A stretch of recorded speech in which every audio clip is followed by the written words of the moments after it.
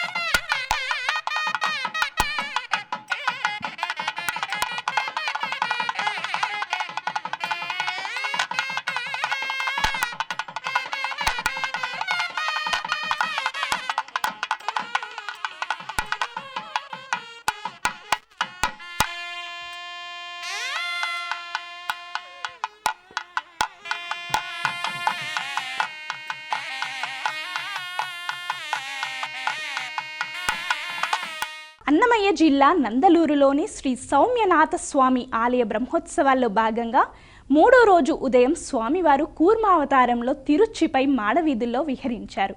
పట్టు వస్త్రాలు, స్వర్ణాభరణాలతో, వివిధ రకాల పుష్పాలతో స్వామివారు సర్వాలంకార భూషితులై ఆసీనులయ్యారు. మంగళ వాయిద్యాలు, కోలాటాలు, డప్పు వాయిద్యాల నడుమ మాడవీధుల్లో భక్తులకు దర్శనమిచ్చారు. భక్తుల గోవింద నామాలు, కోలాహలం మధ్య తిరుచి వాహన సేవ వేడుకగా జరిగింది.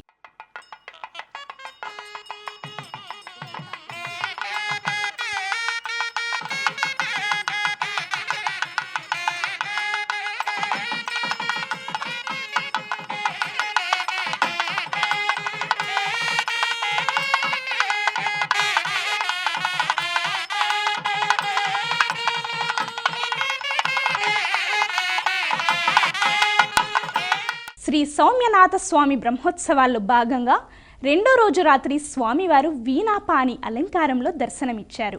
ఉయ్యాలపై స్వామివారిని కొలువుదీర్చిన ఆలయ అర్చకులు వేదపారాయణం, అన్నమాచార్య సంకీర్తన, మంగళ వాయిద్యాల నడుమ ఊంజల్ సేవ నిర్వహించారు. హంస వాహనంపై స్వామివారు వీణాపాని అలంకారంలో మాడవీధుల్లో విహరించిన స్వామివారికి భక్తులు కర్పూర నీరాజనాలు అర్పించారు.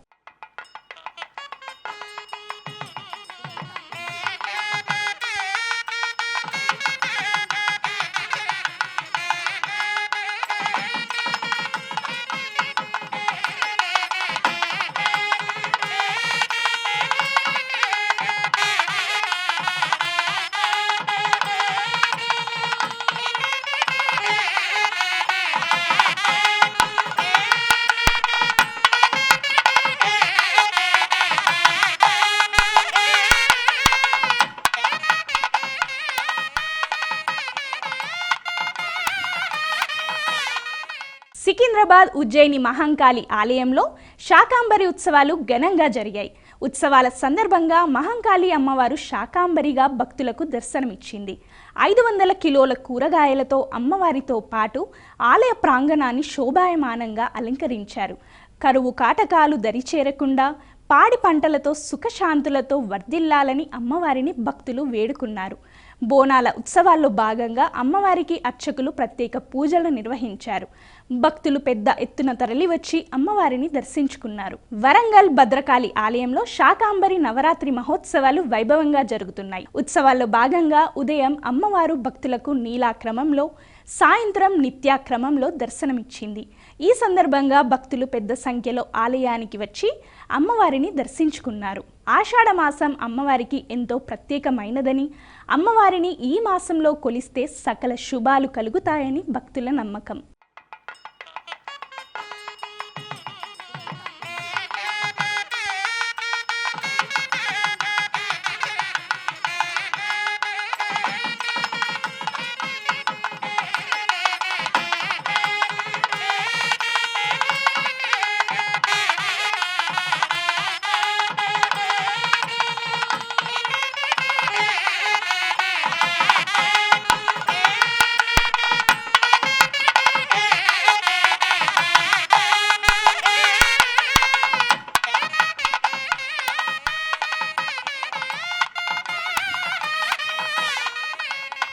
కడపలో శ్రీ కన్యకా పరమేశ్వరి దేవి ఆలయంలో శాకాంబరి ఉత్సవాలు ఘనంగా జరిగాయి. ఆషాఢమాస శుక్రవారాన్ని పురస్కరించుకొని అమ్మవారిని శాకాంబరిగా అలంకరించారు. అమ్మవారికి ఆలయ అర్చకులు ప్రత్యేక పూజలు నిర్వహించారు. అనంతరం అమ్మవారి శ్రీ చక్రానికి కుంకుమార్చనలు చేశారు. మహిళలు శ్రీ లలితా సహస్రనామ పారాయణం, శ్రీ కనకదార స్తోత్ర పారాయణం, అష్టోత్తర శతనామ పారాయణం చేశారు. అమ్మవారిని 21 రకాల కూరగాయలు, ఆకుకూరలతో అలంకరించారు. భక్తులు పెద్ద సంఖ్యలో తరలివచ్చి అమ్మవారిని దర్శించుకున్నారు.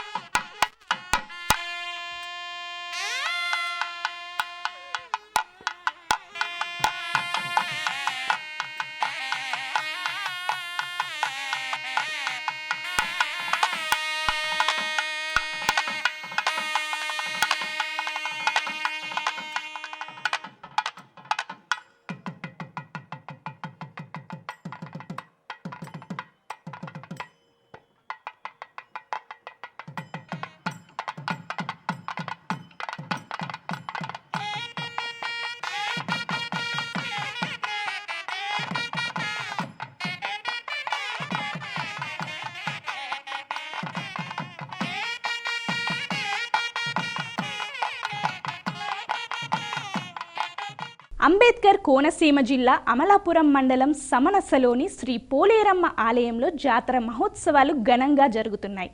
ఆషాఢమాసం ఉత్సవాల్లో భాగంగా శ్రీ పోలేరమ్మ తల్లికి ప్రత్యేక పూజలు చేశారు.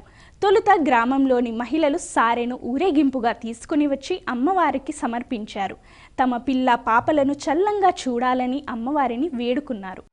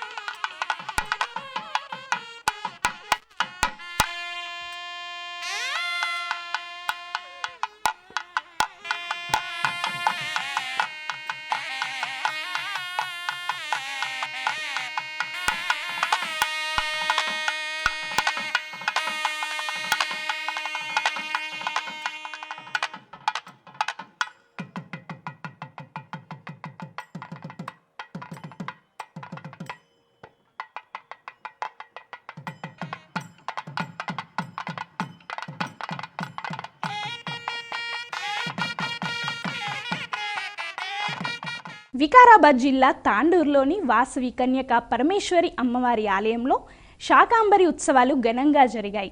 ఉత్సవాలలో భాగంగా శ్రీ వాసవి అమ్మవారు శాకాంబరి దేవిగా భక్తులను అనుగ్రహించారు.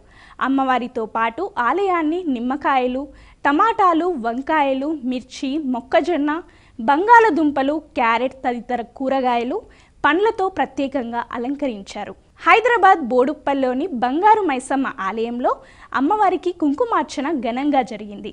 ఆషాఢమాసం 2వ శుక్రవారాన్ని పురస్కరించుకొని 300 కిలోల కుంకుమతో ఆలయ అర్చకులు అమ్మవారికి కుంకుమార్చన నిర్వహించారు. ఈ సందర్భంగా మహిళలు శ్రీ లలితా సహస్రనామ పారాయణం చేశారు. భక్తులు అధిక సంఖ్యలో తరలివచ్చి అమ్మవారిని దర్శించుకున్నారు.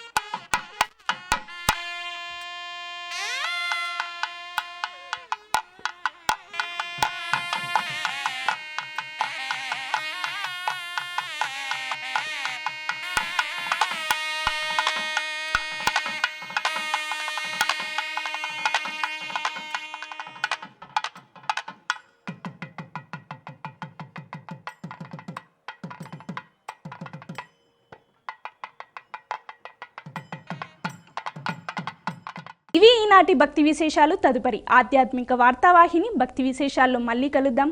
అంతవరకు సెలవు. నమస్కారం.